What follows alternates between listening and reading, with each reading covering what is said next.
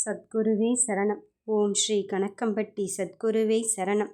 வாழ்க்கையின் பாடம் உனக்கு புரிந்து விட்டதா சாமி? தவறாய் போன ஒரு விஷயத்தை போட்டு நீ மனதில் குழம்பி தவிக்கின்றாய். அந்த குழப்பத்தை தீர்த்து வைக்கத்தான் இப்பொழுது இந்த பழனி சுவாமி உன்னை தேடி வந்து இருக்கின்றேன். நீ தவறாய் போனதை நினைத்து மட்டுமே ஏன் இவ்வளவு வருத்தப்பட்டு கொண்டிருக்கின்றாய்? மனிதர்கள் தவறு செய்வது இங்கு இயல்புதானே. ஒவ்வொரு நாளும் நம்மை திருத்திக் கொள்ளதானே இங்கு வாய்ப்புகள் வந்து கொண்டிருக்கின்றது. அப்படி இருக்கும்போது சரியாய் நிகழ்ந்த பலவற்றை நீ ஏன் மறந்து தவித்து கொண்டிருக்கின்றாய்? நான் சொல்கிறேன், கவனமாக கேள். சரியாய் நிகழ்ந்த பலவற்றை குறித்து அடிக்கடி நினைத்து மகிழுங்கள். வாழ்க்கை சிறக்கும். வாழ்க்கையில் நாம் கற்றுக்கொள்ள வேண்டியதும் வாழ்க்கை நமக்கு கற்றுக் கொடுப்பதும் இங்கு இயல்பான விஷயம்தானே. ஒவ்வொரு நாளும் நாம் புதிய தேடல்களை தேடிக்கொண்டுதானே இருக்கும்.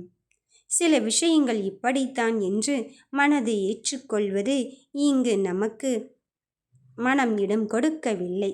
அதனால்தான் எதை எப்படி செய்வது என்ற மனக்குழப்ப தவிக்கிறாய். என் பிள்ளையே, ஒவ்வொருவரிடமும் ஒவ்வொரு குணத்தை எதிர்பார்ப்பது சரியான விஷயமாக இருக்குமா என்றால் இல்லைதானே. இது வேண்டும் அது வேண்டும் என்று மற்றவர்களிடம் நீ எதிர்பாராதே. உனக்கானது உன் கையில் கிடைக்கும் வரை நீ உனக்கான போராட்டத்தை கையில் எடு என்று தான் சொல்கிறேன். அவர்கள் பாராட்டுவார்கள், இவர்கள் பாராட்டுவார்கள் என்று நீ மற்றவர்களின் எதிர்பார்ப்பை நினைத்து கொண்டு இருக்காதே. ஒன்றே ஒன்றுதான் இங்கு உறுதியாக்கப்பட்டவை. உனக்காக படைக்கப்பட்ட எதுவும் உன் கையை விட்டு போகாது. உனக்காக எழுதப்படாத எதுவும் உன் கையில் வந்து சேராது என்பதுதானே நிதர்சனமான உண்மை. அந்த உண்மையை புரிந்து கொள். அந்த உண்மையின் தன்மையை இங்கு யோசித்து பார், சிந்தனை செய்து பார். வாழ்க்கையின் யதார்த்தத்தை புரிந்து கொண்டால் மட்டும்தான் வாழ்க்கை அழகாக மாறும். அந்த யதார்த்தத்தை இயல்பாக்கி கொண்டால் மட்டும்தான் அடுத்தது என்ன செய்ய போகிறோம் என்ற யோசனையும் வரும்.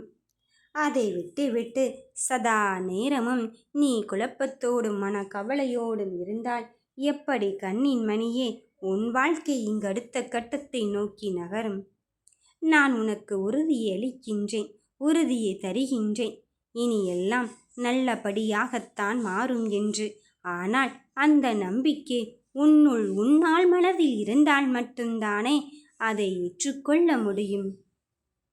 இந்த சுவாமி சொல்லிவிட்டால், இந்த குருநாதர் சொல்லிவிட்டால் நடந்துவிடுமா என்று நீ அலட்சியமாக எண்ணாதே.